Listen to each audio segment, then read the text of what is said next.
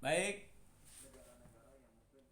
kalau minggu lalu kita bicara mengenai source of business atau sumber bisnis dari travel agent, dari reservasi yang sudah kita bahas online maupun offline. Ya. Sekarang kita sampaikan berikutnya adalah reservasi yang dilihat dari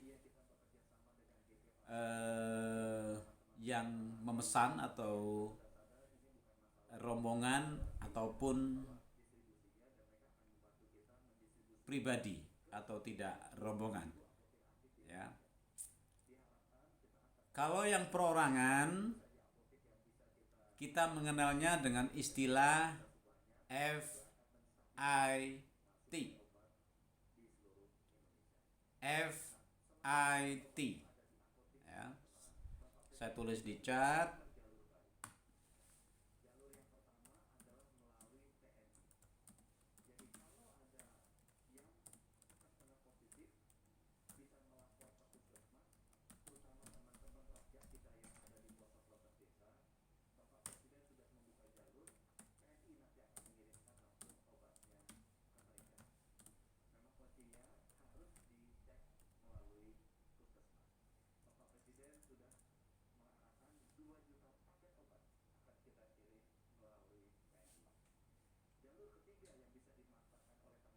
Ya.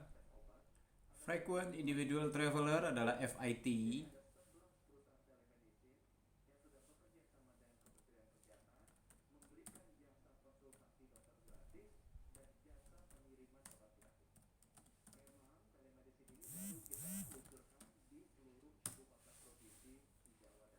Itu dua kelompok yang melakukan pemesanan kamar biasanya kalau Anda di reservasi atau di hotel, ya.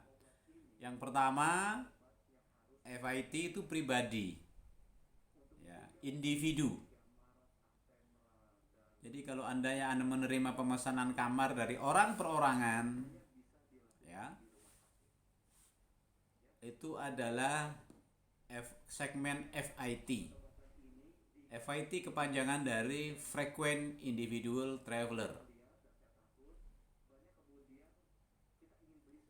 Kebalikannya kalau rombongan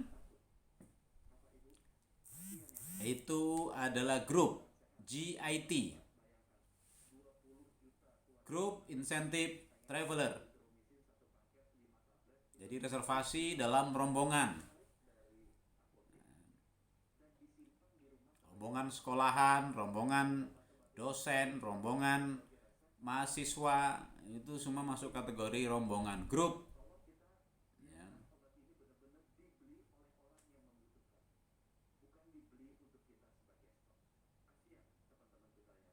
Penanganannya seperti apa? Nanti kita bicarakan, ya. Tapi mostly sama.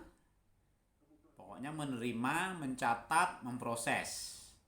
Menerima, mencatat, memproses. Itu adalah pengertian dari reservasi, ya.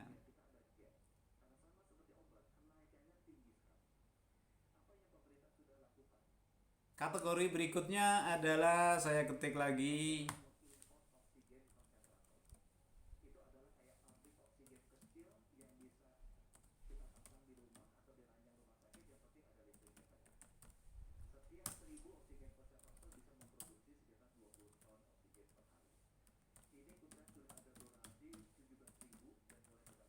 ya. Kategori berikutnya adalah guaranteed reservation dan non guaranteed reservation. Dari bahasanya saya yakin Anda semua bisa memahami. Seperti sering saya bilang, pahami dulu dalam bahasa Inggrisnya seperti apa, kemudian disinkronkan dengan apa yang Anda pelajari. Jadi textbooknya dimengerti, kemudian istilah apa itunya, istilah dalam sesuai dengan bidang yang kita pelajari juga dimengerti. Guaranteed reservation, ya, berarti reservasi yang bergaransi. pemesanan kamar yang bergaransi.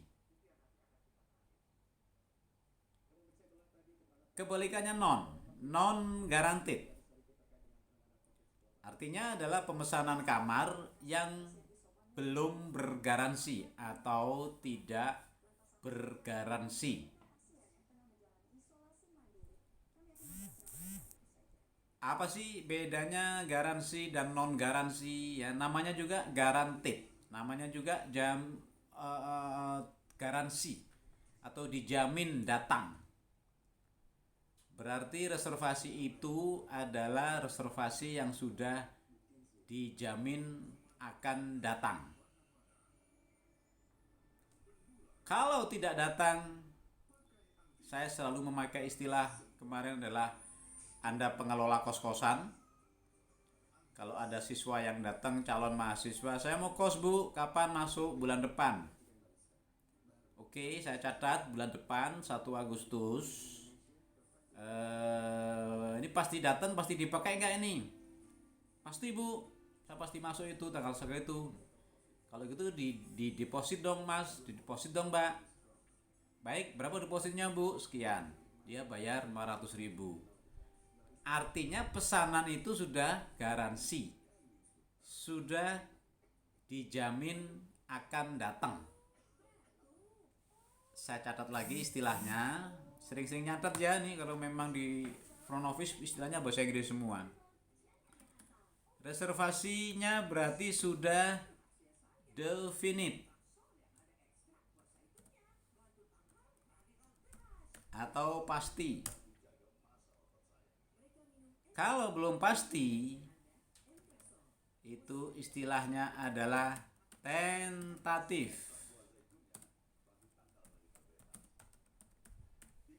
Nah, dari istilah ini aja mungkin kita akan bahas sampai sesi selesai nanti. Ya, karena memang banyak istilah-istilah yang harus dipahami dalam bahasa Inggris. Definite, tentatif itu kan di kamus banyak, ya, tidak hanya istilah perhotelan. Definite, tentatif, ya, definite itu yang sudah pasti. Pasti berarti apa? Berarti reservationnya bergaransi. Garansi berarti masuk golongan guaranteed reservation. Ya kan? Sementara yang tentatif itu belum bergaransi alias non guaranteed.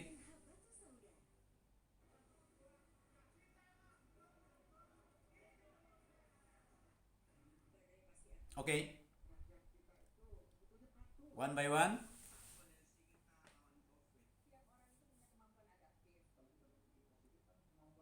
Semua pemesanan kamar, ya, pemesanan kamar kan saya bilang tadi adalah menerima pemesanan, mencatatnya, dan memproses dalam sistem. Pertama mencatatnya. Mencatatnya itu ada spesial formulir yang Anda harus tahu, yaitu kita namakan reservation form. Saya catat lagi.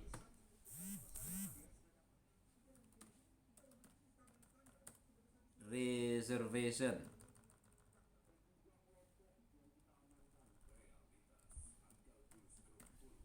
Nah, reservation form atau formulir reservasi atau formulir pemesanan kamar, ya.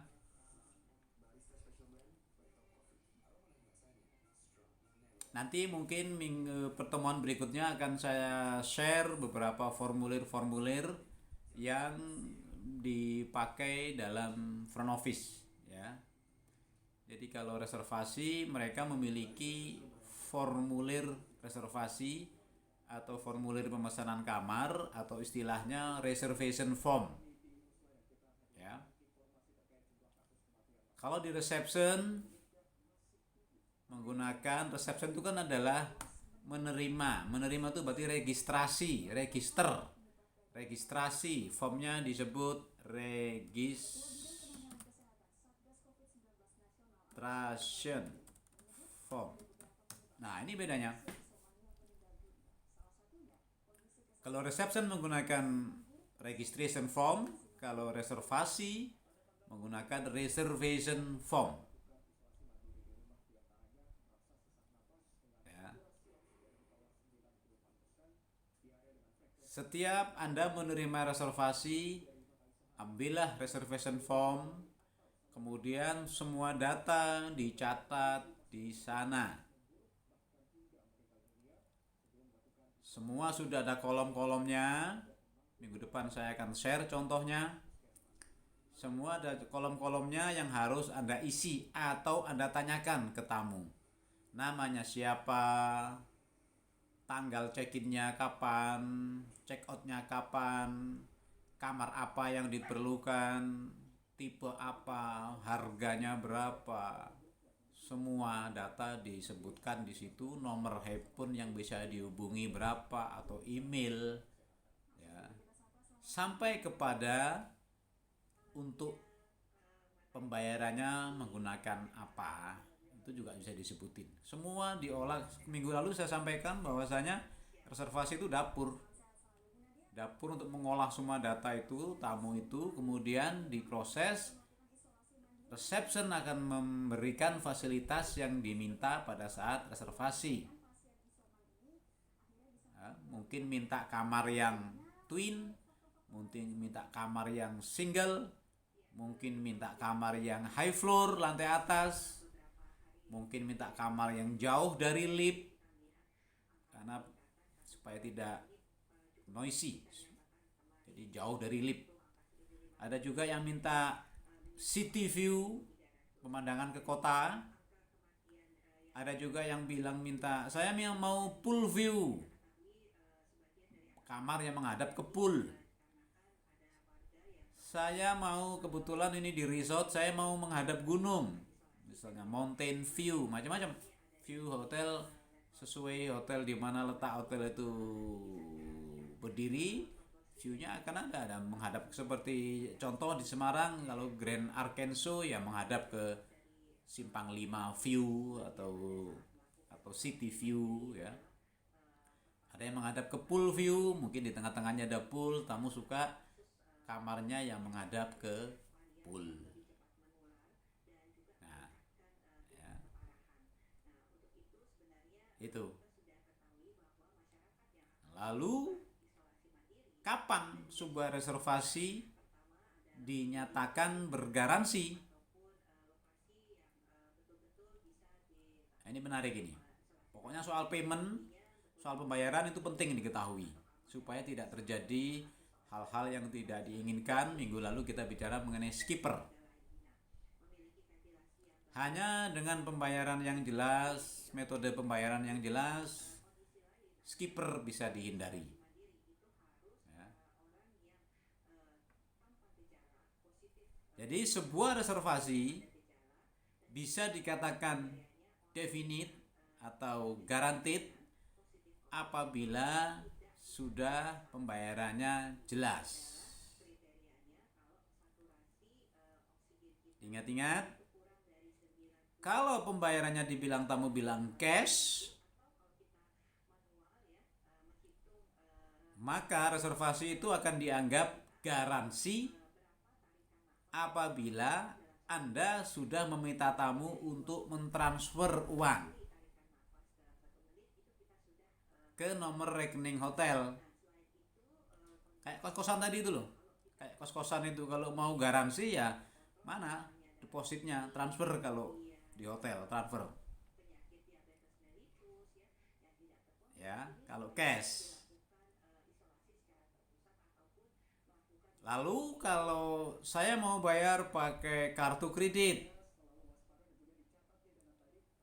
minggu lalu juga sudah kita bahas bahwa kita perlu kartu kreditnya untuk diidentifikasi. Karena ini masih reservasi. Reservasi itu artinya kebanyakan lewat telepon. Tamunya tidak di depan kita. Dia ingin melakukan pemesanan kamar untuk nanti, untuk lebaran, untuk tahun baru, untuk seminggu lagi, untuk 2 hari lagi kita tidak face to face. Ya, yang face to face yang ketemu nanti adalah reception. Makanya kita butuh reception yang welcoming bagus. Selamat datang Pak di Hotel Graha Wisata. Selamat datang Pak di Hotel Graha Wisata. Karena memang face to face. Guest contact. Kalau reservasi terima telepon kebanyakan zaman sekarang atau lewat UTE, lewat Travel Agent online tadi malah tahu-tahu dapat email aja voucher. Kalau yang telepon ya Anda harus terima. Selamat siang, Hotel Graha Wisata dengan reservasi bisa dibantu. Semua pembicaraan lewat telepon. Baik Pak, kami bisa minta nomor kartu kreditnya untuk kami catat dan diproses. Ternyata kartu kreditnya valid dan masih tidak limit dananya, berarti Anda sudah bisa menyebut bahwa reservasinya bergaransi.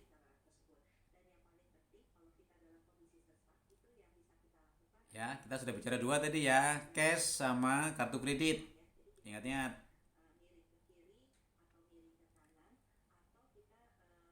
Ada lagi, kemarin juga kita singgung, apabila pemesanan dari corporate, dari perusahaan. Ya, kemarin kita memberi contoh misalnya perusahaan Graha Wisata menugaskan stafnya untuk menginap di hotel. Masih ingat? Kemudian pembayarannya adalah tolong ditagihkan ke perusahaan. Ingat-ingat, atau saya ingatkan sekali lagi, jangan lupa dicatat. Saat itulah Anda sebagai petugas reservasi harus meminta kepada yang booking, yaitu sebuah surat garansi, bahasa Indonesianya. Bahasa Inggrisnya adalah guarantee letter.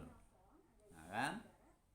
Yang belum mencatat, saya bantu, saya ulang lagi, guarantee letter. Surat jaminan. Ya. Atau ada yang kalau disingkat menjadi menjadi GL. Nah, guarantee letter itu adalah GL singkatannya. Surat jaminan. Diperlukan apabila Anda harus menagihkan jaminan pembayaran tamu tersebut kepada perusahaan yang dimaksud. Ya. Pembayarannya kalau ditambah lagi istilah yang baru buat Anda, pembayarannya itu berarti company account, bukan personal account. Nah, kan ada lagi bahasa Inggris. Saya bantu lagi. Pembayaran pribadi disebut personal account atau PA. Sementara pembayaran oleh perusahaan sama dengan CA, ya, atau company account. C-nya 2 ya. Nah, kita sudah punya banyak catatan-catatan atau istilah-istilah dalam bahasa Inggris, ya, yang harus Anda ketahui dan Anda pahami. Saya sudah sampaikan tipsnya sederhana, pahami dulu dalam bahasa kamus. Personal account, bahasa kamusnya adalah personal itu pribadi, account itu tanggungan atau tagihan atau ya sebangsanya, berarti personal account itu dibayar sendiri pribadi, tanggungan pribadi.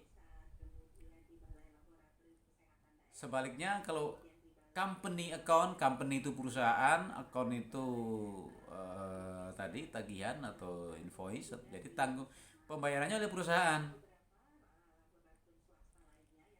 Karena perusahaan otomatis dibutuhkan surat jaminan dari perusahaan yang dimaksud, ya. Karena nanti petugas hotel atau accounting akan menagihkan ke perusahaan yang dimaksud. Saya mau menagih ini tamu Anda atas nama Mrs. bla bla bla, check-in tanggal sekian sekian, jumlahnya sekian. Ini tagihannya untuk pembayarannya bisa ditransfer ke nomor rekening hotel. Nomornya ada di tagihan tersebut. Ya. Oke.